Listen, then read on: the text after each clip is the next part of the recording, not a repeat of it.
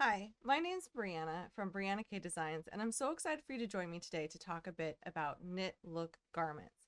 Now, when it comes to garments, we all love having a really fresh, classic look, but this year I discovered a way to make our stitches look a bit more knit, worked in an easy fashion, and that way we can make garments that not only have a great drape and fit really well, but they look amazing too, so we can get all those styles and fashions that we've adored in knit and convert them to crochet.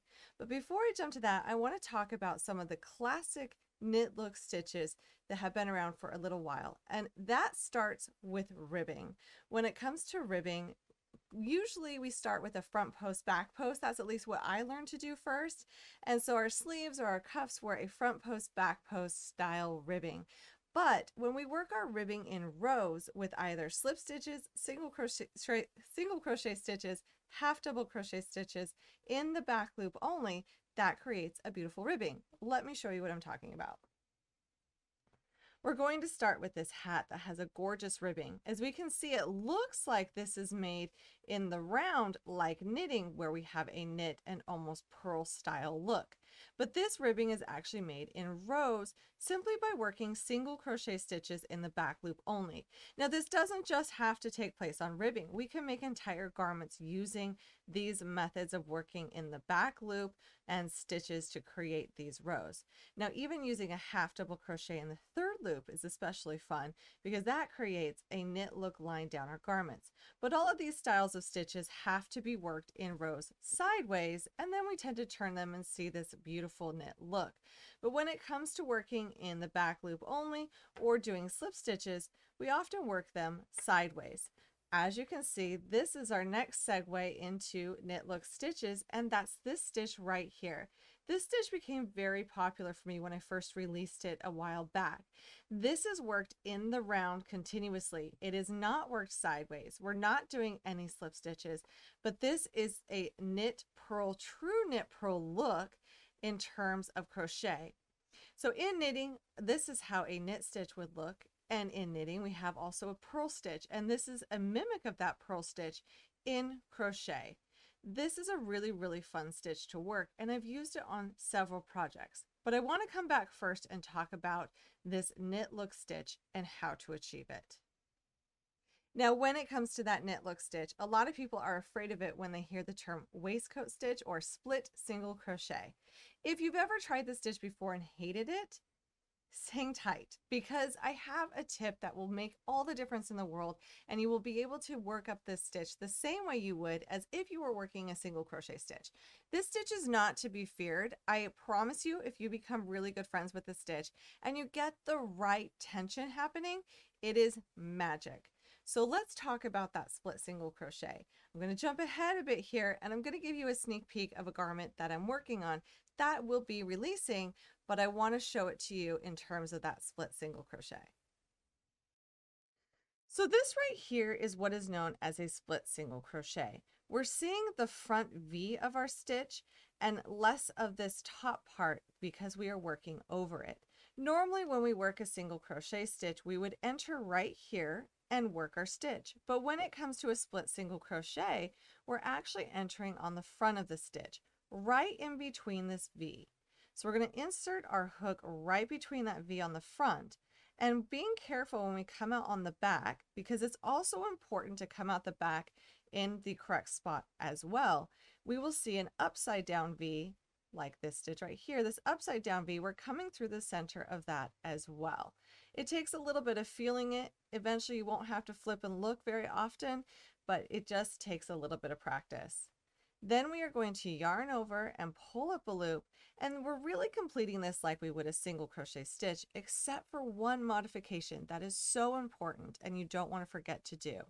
And that is this loop right here. Often it's called the golden loop or the magic loop. When it comes to working any stitch, this loop will affect the height of your stitch, which is super important when it comes to the split single crochet, because if we do not correct the height of this and pull it up more, it makes stitches too tight to work into on the next round. By pulling this golden loop up a bit more, then yarning over and finishing that stitch, it leaves space on the front. It makes the V on the front larger, which means the next time we work around, it is much, much easier to get into that stitch. So if you've ever tried the split single crochet and you haven't been conscious of that golden loop and pulling it up a bit more, I challenge you to try again.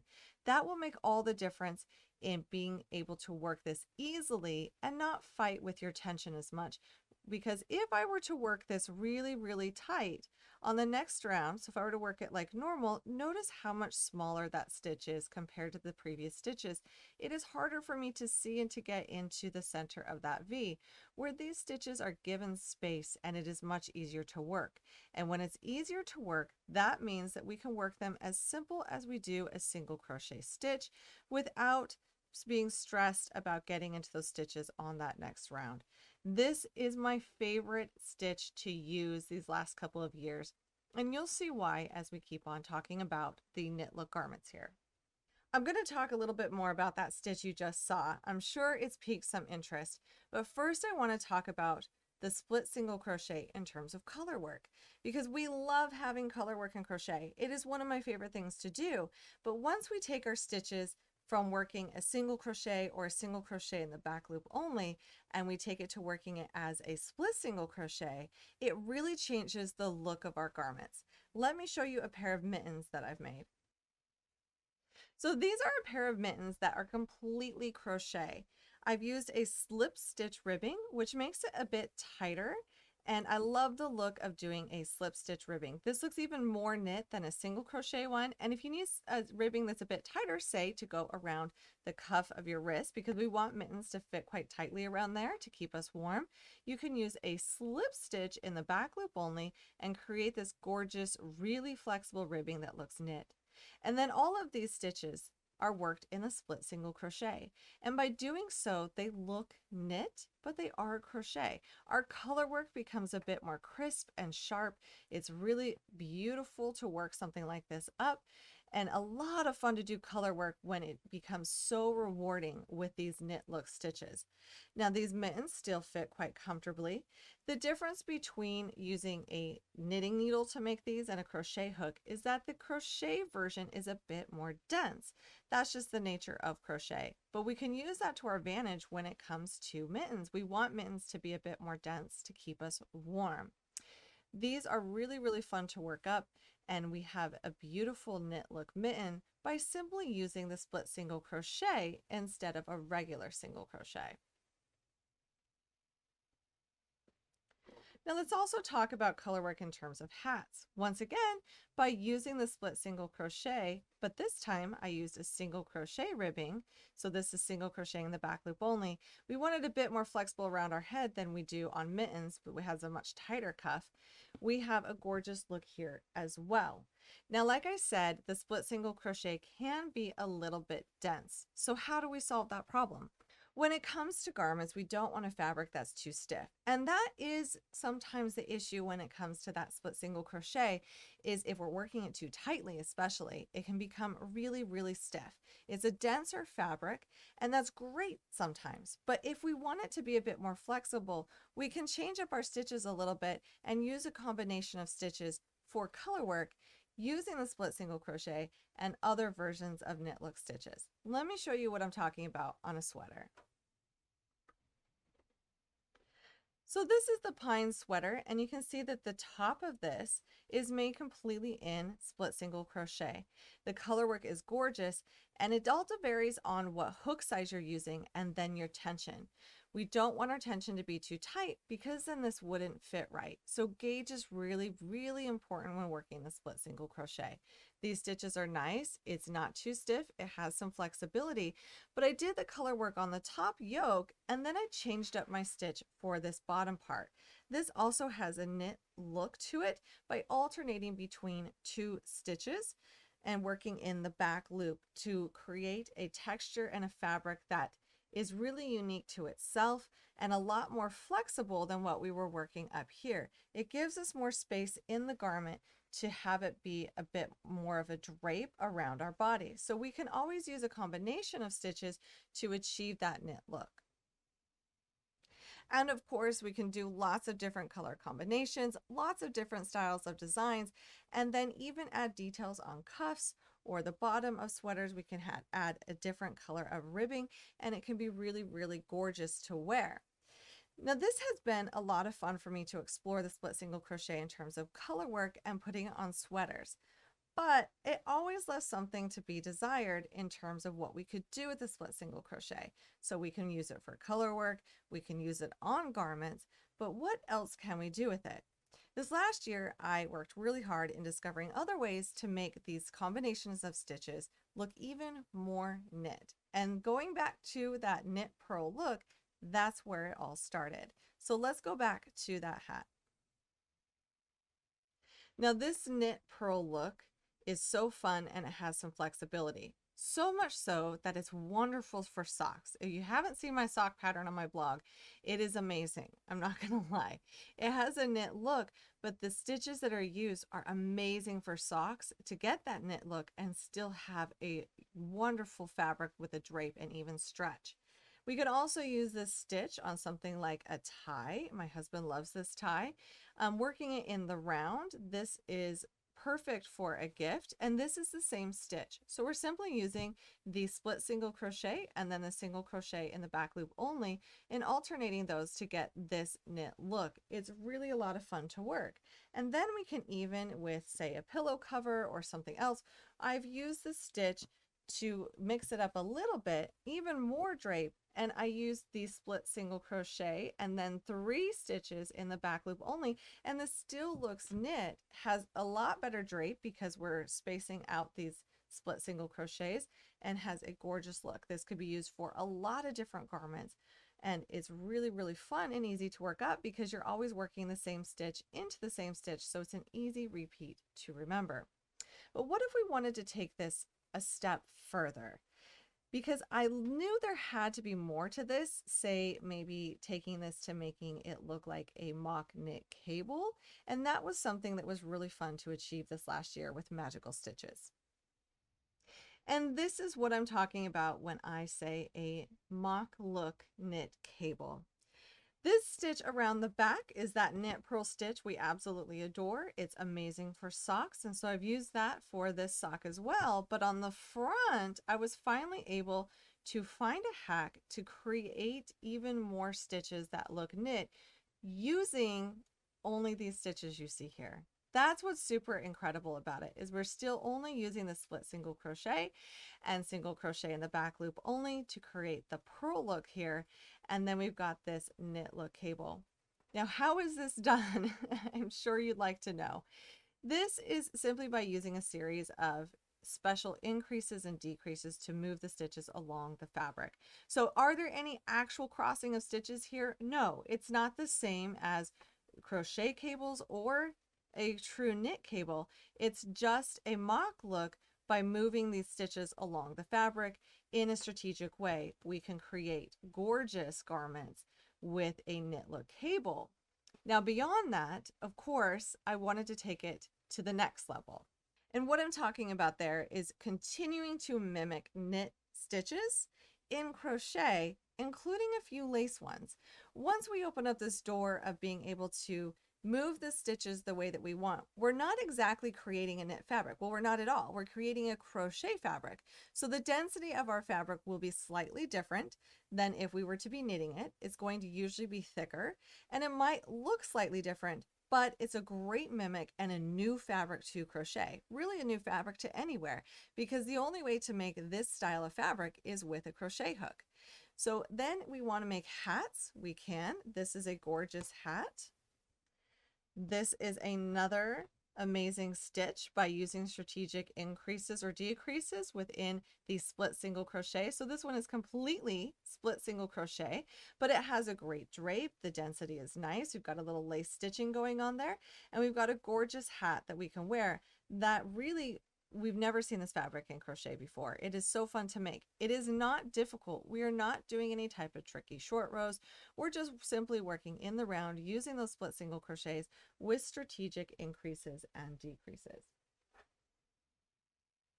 Now, the thing about this stitch is it does need to be worked in the round. Can it be worked in rows? It can, but you really have to be good at doing the reverse split single crochet, which means when we turn, we've got to work our stitches in reverse in order to get it to look okay on the front. Honestly, the best way I've found is super tricky in rows is to work one row going from right to left with my right hand. And then if I were to turn and work back the other way, to actually crochet with my left hand as if I were a left-hand crocheter, which is really, really difficult for most of us to do because we have a dominant hand. So I'm not saying it's impossible, but it is a little bit tricky to work this in rows, which is why in crochet this last year, we also learned to steek. Within the Magical Stitches course, I teach you how to create this fabric from in the round to flat so that we can have something that is flat.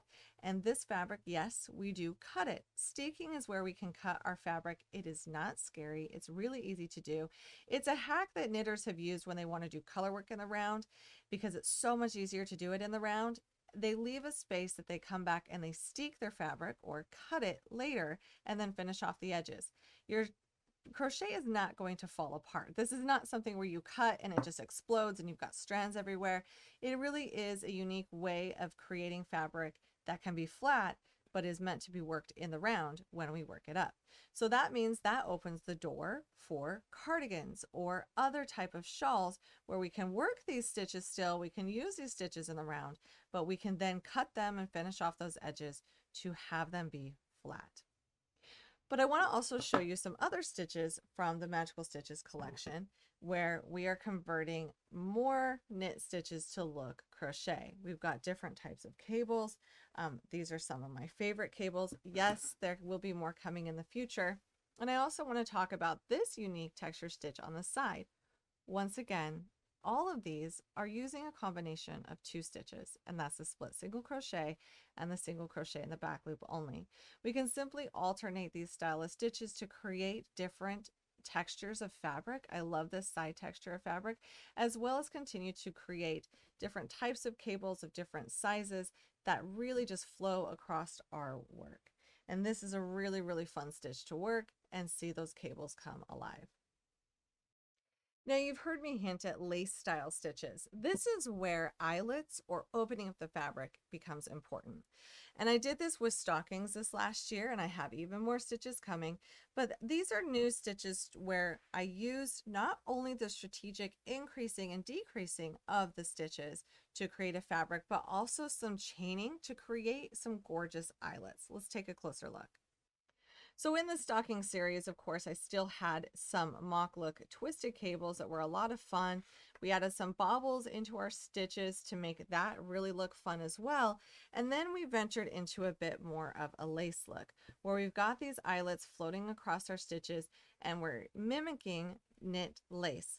I have more of these coming because they are so fun to work up and to create. Now, are they exactly the same as the knit? Well, they're pretty close. They're pretty actually close in terms of your fabric density as well. Because we're adding those eyelets in there, we can add a lot more flexibility to our fabric. This means that when we're working them for garments, they're going to have a much, much drapier fabric that will be really, really fun to wear. By using chain spaces, also with the split single crochet stitches with unique increases and decreases, now we can get gorgeous lace knit fabric that works wonderfully for garments. And this is where I'm going to come back to this piece again, and we're going to talk a little bit more about it. This has such an amazing drape. I think when we're first introduced to the split single crochet, we do not imagine the stitch ever being able to have such a flexible, gorgeous drape, but it can. And I find a lot it has to do with your tension, pulling up that golden loop, and then yarn choice. And then beyond that, it comes to the actual fabric. When we do some chaining in our fabric and we create a lacy look between our stitches, this is what really adds that drape, and it's gorgeous and fun to wear. It really is exciting because we can take a stitch that we normally thought would be too thick or too dense for fabric, and we can create lots of different types of fabrics with it that look knit but definitely are crochet. And I want you to notice that this is being worked in the round. We're not doing any tricky short rows where we have to figure out where we were. It doesn't take forever because we're also not doing slip stitches for every row. These are worked as split single crochets with chains or split single crochets in the back loop only, which it's really fun to learn and you probably already know. Now I want to show you one more garment that is also in the works. So this is just another sneak peek of something to come. And I want to show you that when it comes to these stitches, sometimes we might encounter not necessarily a problem, but a unique design to it. This is a mimic of a knit stitch here, which is really easy and fun to work up, but it also did create these fun points, which is amazing. We can keep that. Or we can also get creative with our ribbing, and the ribbing is worked in rows while the rest of the sweater is worked in the round. So we'll come back at the bottom of this garment and we'll work this ribbing in rows to fill in this V space if we wanted to have a flat bottom. So sometimes stitches will create issues different than knit, because if I were to create this in knit, it's much easier to block out, especially if it was with a lighter weight yarn and the bottom could be flat. But in crochet, the way that this is worked and increased and decreased while it mimics it, it's not the same. So then we get either unique stitch patterns we've never seen and shaping that is different and new. And then we can also do a little bit of problem solving if we want to even this out, because it is very difficult to work this stitch in the row and make it look correct. So we're working it in the round and then adjusting for a straight edge bottom by working our ribbing in a unique way, which in the end gives us a gorgeous unique look to crochet that sometimes is harder to achieve in knit. So that's the beautiful thing about crochet, is a lot of times we are compared to knitters. However, they're each unique in their own way. So I hope I've inspired you to try out some new stitches, new segments of stitches, and create garments that look knit but are crochet. Now I've had questions before of like, well, if I wanted to knit, why wouldn't I just knit it if I want that look?